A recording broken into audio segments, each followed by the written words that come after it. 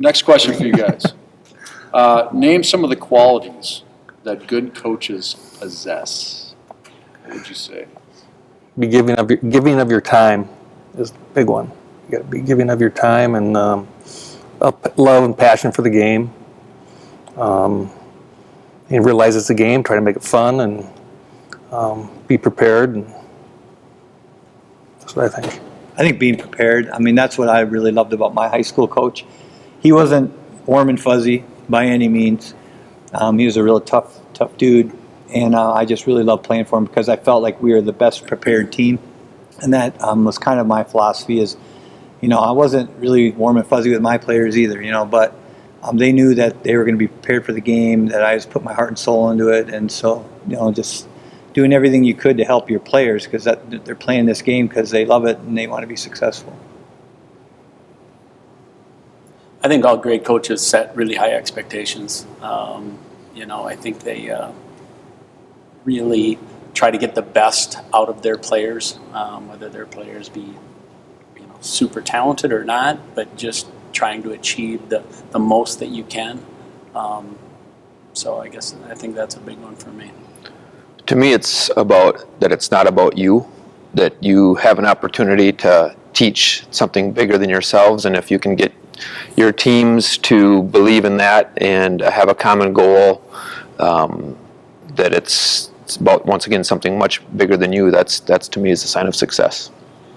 I was listening to a coach talk once, and he said one of the most important things that he did as a coach was try to let his players know that he cared about them. And that's, I don't know, maybe, as a coach, you're trying to be disciplined, you're trying to be organized, you're trying to win games, you're trying to develop, you're trying to do all these different things. And sometimes getting lost in the shuffle can be letting your kids know that you care about what they're doing. And is that something that you guys had to wrestle with or deal with? You're thinking about 100 things, but just to simply let them know that you care about them. I think that is probably, none of us mentioned it, it's interesting. I compliment Bender about that more than anyone. I mean, Bender, his players love him. It's unbelievable, even to this day. And everyone kind of has their own different way that they relate to their players, as far as personal lives and stuff like that. But yeah, if you just treat them like a piece of meat or something, and they're just there to get you victories, they're going to turn against you. You got to be, concerned about what's going on with their. I mean, sometimes that's tough love though. Academics, many kids at Robbinsville Armstrong. I mean, on their grades, I'm looking at what they're doing. I'm making sure they're going to get into college and eligible and all that. So, and that's another way than just getting to know them personally. I think there's also different ways that you can accomplish showing that you care, which is sometimes tough love too. Anything else? Letting players know that you care about them? Yeah, it's relationships. Get to know them outside of basketball and other things they're doing in their life. And I always felt like going through high school when maybe grades weren't that important as a student, but I always remember that the teachers that you made connections with, I always worked harder for, and I keep that in the back of my mind. If you have a connection with kids, I think they give you more. Well, humor, don't you guys think? If you have a little sense of humor with your players, right, and just show that it's not just all business, I think that's something that on the floor and stuff that kids really like. That you're always kind of giving them a hard time about things and teasing them, and they can maybe, we couldn't tease my head coach, but they could give me a little bit of a hard time, and times have changed, in that way. But make fun of yourself. I think being self-deprecating, can be a good way to relate to players as well. And you're not Mr. Perfect all the time. So. Yeah, and that was one of the blessings when I got paired up with Greg. I think that I was probably more of the black and white, basketball and compete and all that kind of stuff. And Greg was way more relational than myself. And that was a huge lesson for me at that time in my career. And learned a lot from Benz, because as Greg said, Benz was the person that, you would model yourself after, as far as how he dealt with his players and the relationships with his players.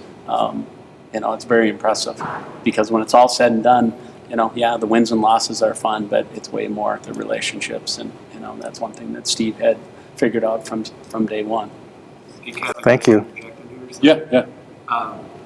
We all admire you guys tremendously. There's this one quick story I wanted to add. And John was talking about black and white and stuff. And I remember when I first came in to assist Jeff, we went down to Rosemont, and Eastview just opened. And it had taken all your players, right? And there was a stretch there where you guys struggled into 1-2 games a season and everything. And I remember sitting in the locker room, you could see Bender and the staff in their locker room, and they were laughing and having a good time and everything. And it really kind of opened my eyes to what it's all about. And they were having a tough time with wins and losses, but it was a great lesson for me to see, Steve. Well, thank you. And you really brought that through. You guys should let me beat you guys a couple more times. You're a bitter man. All right, next question for you guys. Thanks. What's the best thing about the job, coaching high school basketball? What's the worst thing about the job? Best part and worst part about coaching high school hoops? Best part is to be on the court with your players. For me, that's the top of my head. Worst part is the administrative stuff you have to do and emails. That's how I see it. Parents? I don't hear anything about parents. Come on. Well, I mean, that can be tough. that's automatic. But I think that's a given. It's the all-consuming nature of the job is the most difficult thing. It's you never stop thinking about it. You think about it when you're, Preoccupies you. you know, when you're a teacher. That's one thing I liked about being a social studies teacher is that would be my reprieve from thinking about basketball. Because if there was any free time, my brain went right to the players, what they needed to do to get better, who did I have to tell was going to be on JV and not varsity, and what the parent ramifications were going to be from that. What was, what we're going to do to beat Jefferson, everything. And that's what you think about. And not only during the season, you think about it all spring, all summer, all fall. At least I did. Really? Is it like that for all you guys? It's that consuming? Oh, yeah. It I is. sleep It is way better now nonstop. I'm retired. You wake up at 3 in the Way morning better. and you think about it. It's like you're coaching an NBA team. It's no different. I mean, we love our teams just as much as coach at any level, and that's what you think about.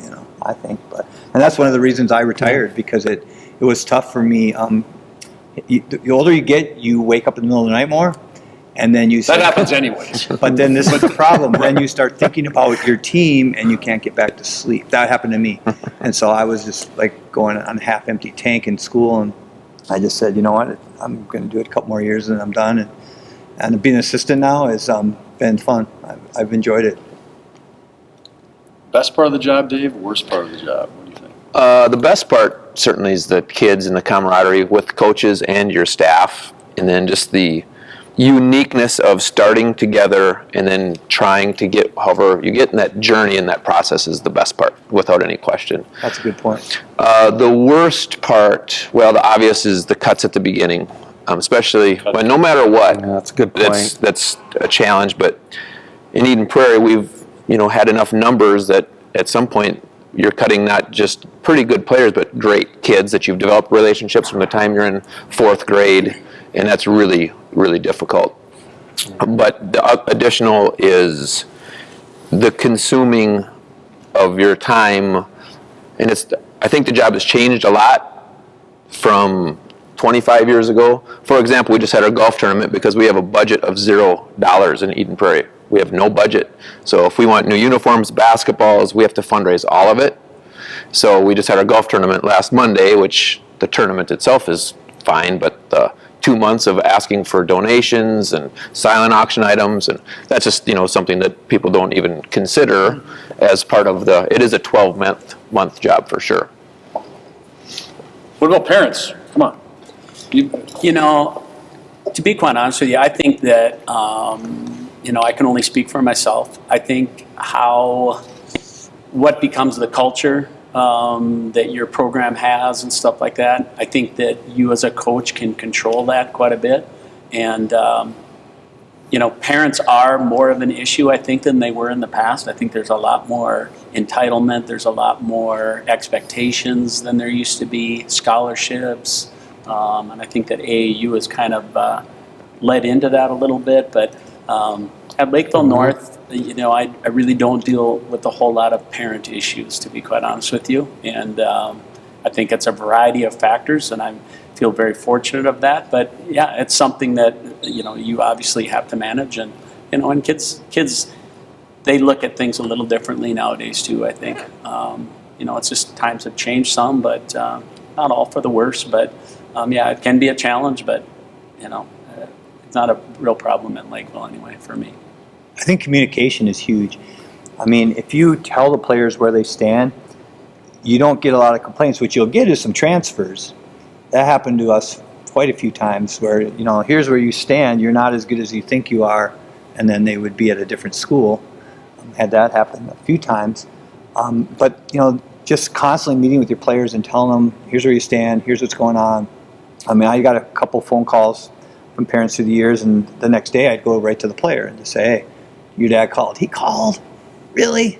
Yeah. Here's what's the beef? What's going on? And then that ended. There was no beef in the first place. Yeah. And so I think communication with players is huge and to stop that. But with the invention of new technologies through our coaching career, I would get some rambling text messages hour after a game, even if you won by 50 sometimes, about my kid not scoring 30 points and things like that. There's some bizarre things. I could tell a lot of stories about some of the things like with technology because they can hide behind it, And then internet, when that came out, all of a sudden you'd get emails from parents, and so they had new ways to contact you. So that was interesting in some of the emails that I've got through the years, but not a lot, but enough that, people would be amazed at some of the things that people think they're entitled to, I think, sometimes. All right, next question. Here's a good one. You might have to think about this for just a second. Describe your favorite memory from coaching. Favorite memory from coaching.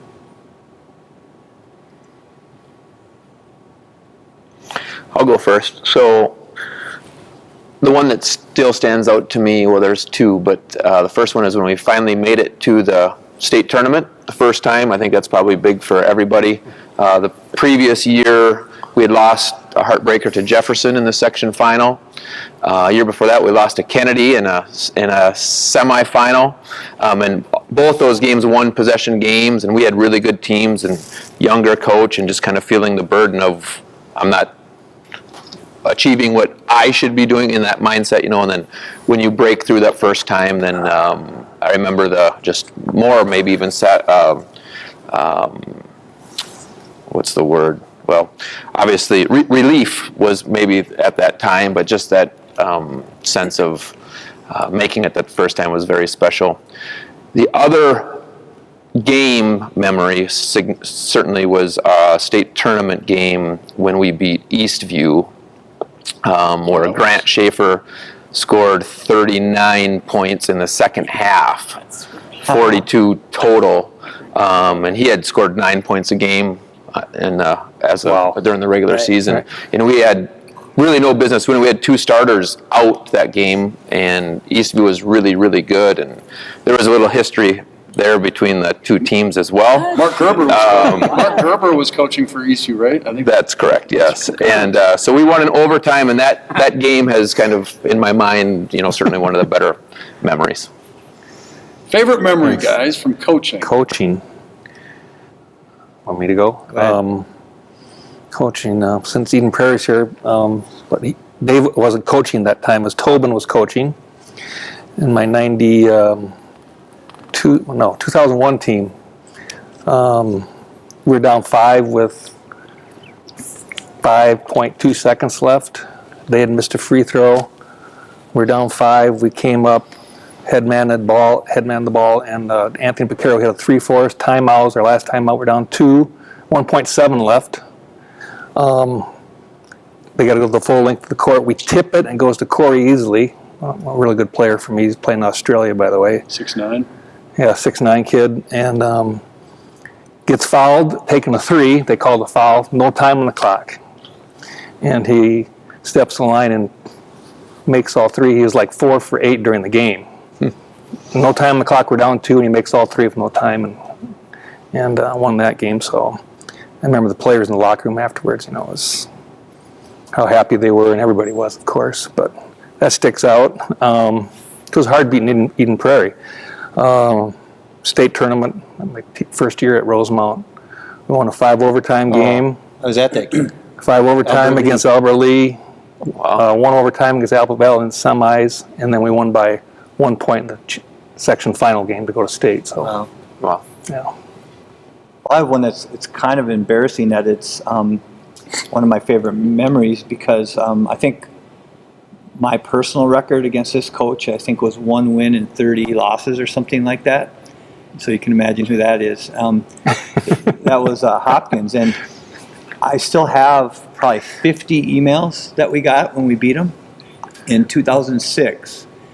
And we had played them earlier in the year, and it was a double overtime game.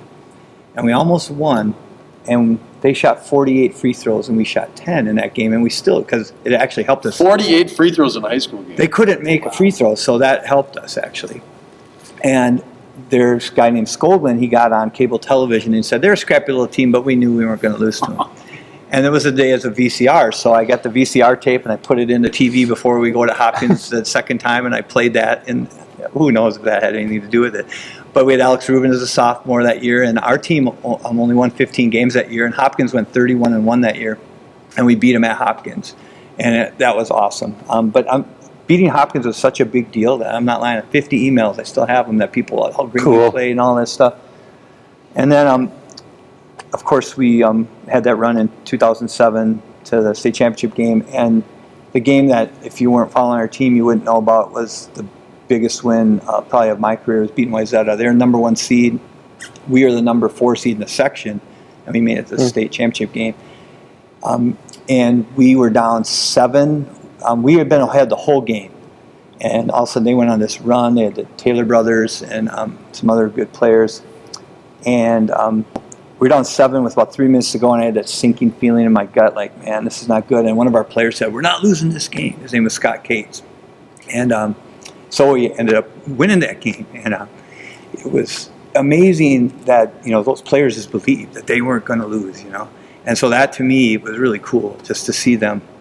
Because that was them, that wasn't me. I'm not lying. I mean, they just believed that they weren't going to lose. And I felt bad for Phil Ward when the game was over. It was a crazy ending to that game, and they could have won.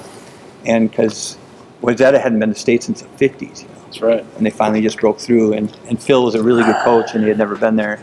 So I had some empathy for him right away. Just I'm sure you did for me when you guys beat us. We had a team that could have made state. Mm-hmm. And really, really good team. The best team I had at Armstrong since the 07 team, and we got beat by Dave's team. We got seeded poorly in that. We got seeded 5th, and we probably should have been the 2nd or 3rd seed. We had an unbelievable game, went down to the last possession. It was really cool. But anyway, those are probably my 2 favorite memories of games. John?